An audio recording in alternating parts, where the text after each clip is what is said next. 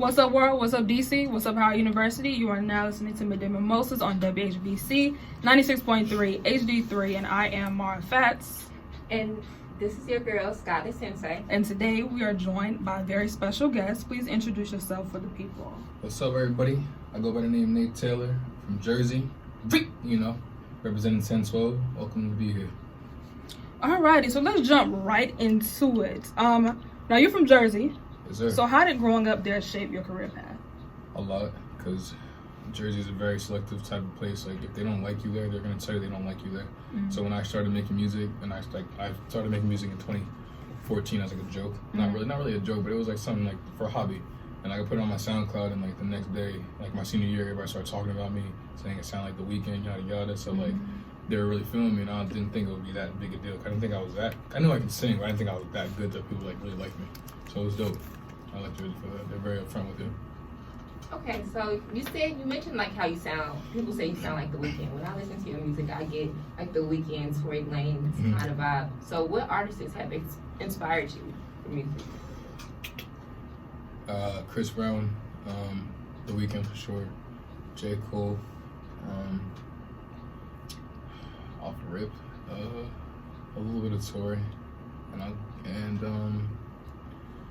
think that I'm missing like a lot of other artists, but there's definitely Lil Wayne definitely inspired me, like that kind of rap singy type of thing. Mm-hmm. So like I like rapping guys. When I sing, it's cool to sing, yeah. But like I like the competitiveness of rapping. So kind of putting the R&B realm of it, so it's kind of dope.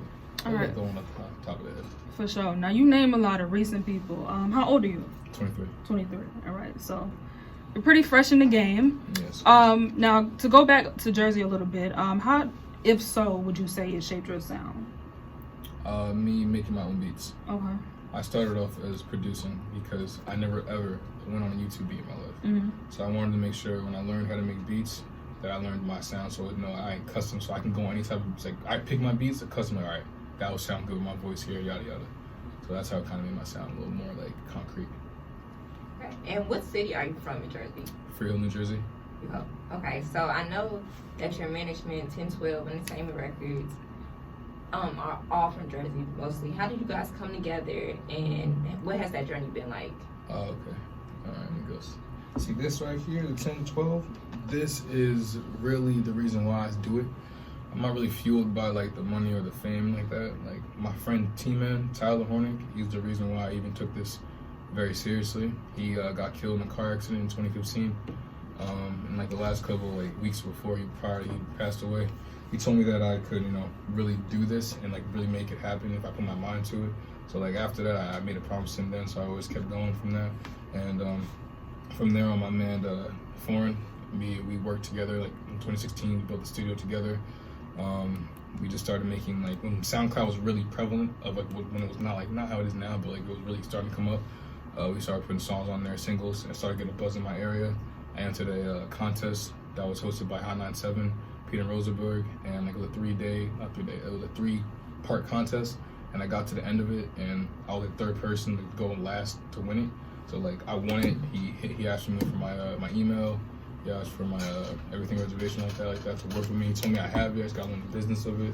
So then like I really took time off in 2017 to just learn the business of it, aspect of it, instead of just acting like you're just gonna blow up and put music out there. So I understood.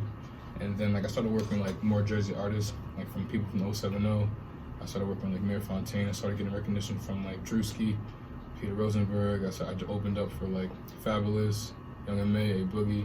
So I got like more experience in being around these people. It was like really like humbling at the same type of thing, because I took a lot of L's, so I know what it is. So when it works and it's like starting to actually start coming together, it means more instead of just actually just blowing up for me. Yeah, for sure.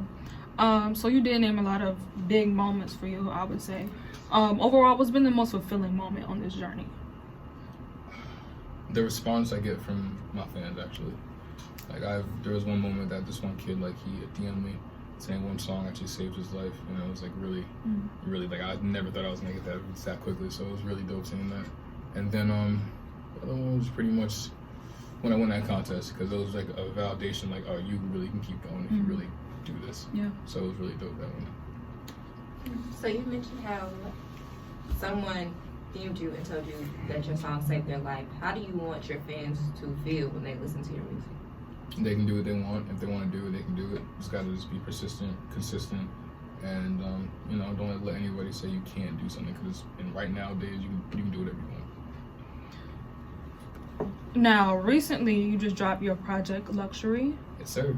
Tell us all about that, from the idea to the recording process to the release. So I used to make like very slow music.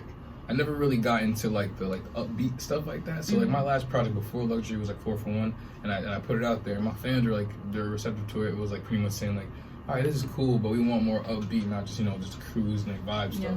So when like Luxury, the idea of Luxury is like, for me, it was like everybody has like their own sense of what luxury is to yourself.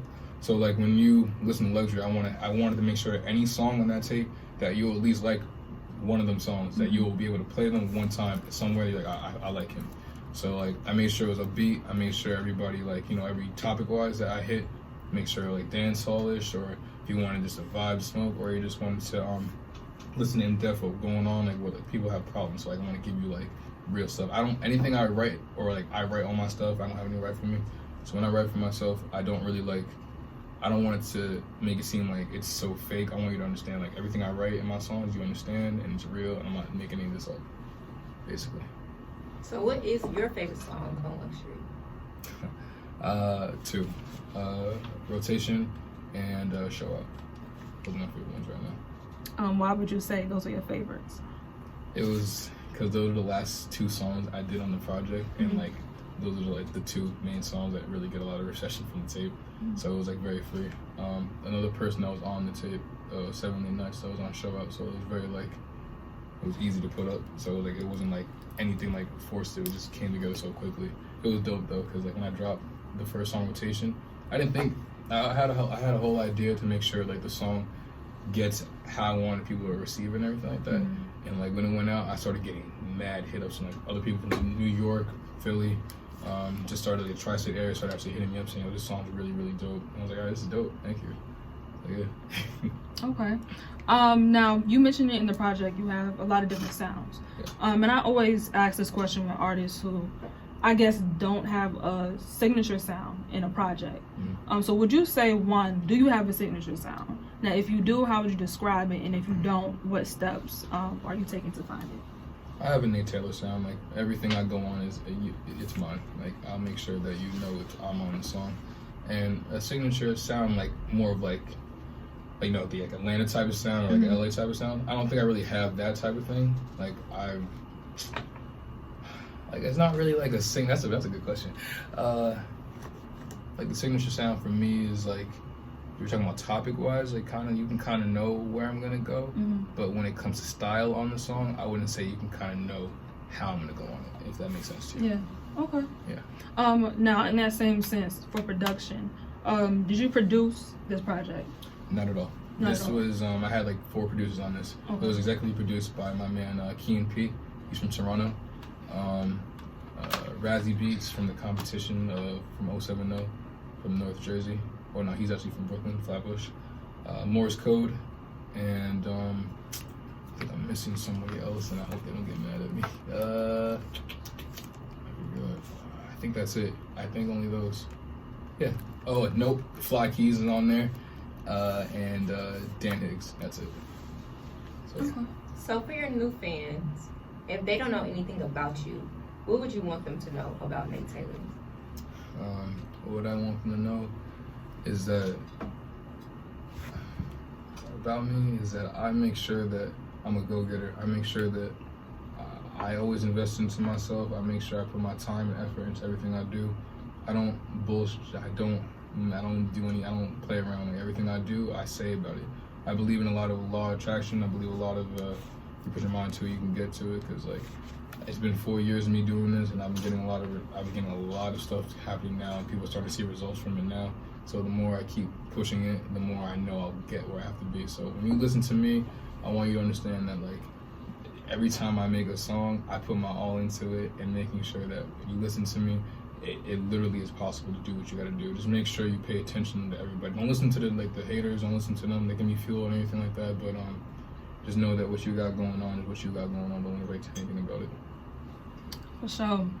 Now, let the people know what they can expect next from Nate Taylor. I got a lot coming. I have shows coming up next year. Top of the year, I'll be in LA. I'm working on another little EP coming out. Top of the year 2020. You'll be getting a lot of features from other artists. Me making collaborations, productions, as well as I get some placements. I will be just a lot of traveling. I'll be in a lot of places. You're expecting merch from us. 10-12, a lot of stuff going on with that. What else going on? Just expecting me to see me be your favorite artist next year, especially in 2020. Yeah, you're gonna see me a lot. I'm telling you, it's gonna be very, very scary next year. I want people to understand that. Like, I get on the wave now, man. I don't want you to be like, yeah, no, I knew about it. Yeah, I want you guys to act that way. I want you guys to know that this is happening, and you're gonna see it. So let the people know where they can find you on social media and where they can stream Luxury at. They can stream Luxury on anything besides SoundCloud. So everything, you can go on Spotify, Apple Music, you can go on YouTube, all that. NateTaylorr, 2 R's, no space, NateTaylorr, no space, on my Instagram, on my Spotify, Apple Music, and except for my Twitter is NateTaylorr_NJ. Thank you so much for talking to us today. No problem. Thank you for having me. You guys are awesome. Coming through. No, thank you for having me. It's my first time in Howard. This place is amazing. The women here are beautiful. You know what's going on. So like, I love my ladies. Please support me. I'll support you. Thank you, baby.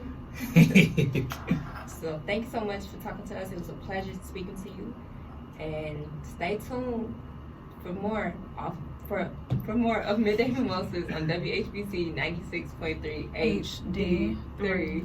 Welcome back to WHBC 96.3 HD3. You are listening to Midday Mimosas with Scotty Sensei And Mara Fats, and our special guests have something to say to you all. DMV, how y'all doing? It's 10-12 closing it out. You already know what time it is. You feel me? Nate Taylor about to say something really special for y'all. You know, we will be back better than ever, and I can't wait to come, you know, do what we have to do, and thank you for having us. Alrighty, guys. Hopefully this was an iconic moment to see so many, you know, great people, you know, at this stage in their career come together, and then, you know, we can look back on this in like 10 years, and hopefully niggas is, people are popping by then. Oopsie. And yeah, and hopefully this was something that we can I look back love on. them. They are the best, yo. You Yes. guys gotta appreciate them now. Seriously, I can't wait to come back to WHBC. You feel me? Yes, they will be back, and Yes. we will be here. So keep it locked right here on Midday Mimosas. I am Mara Fats. and I'm Scotty Sensei. And this is WHBC 96.3 HD3.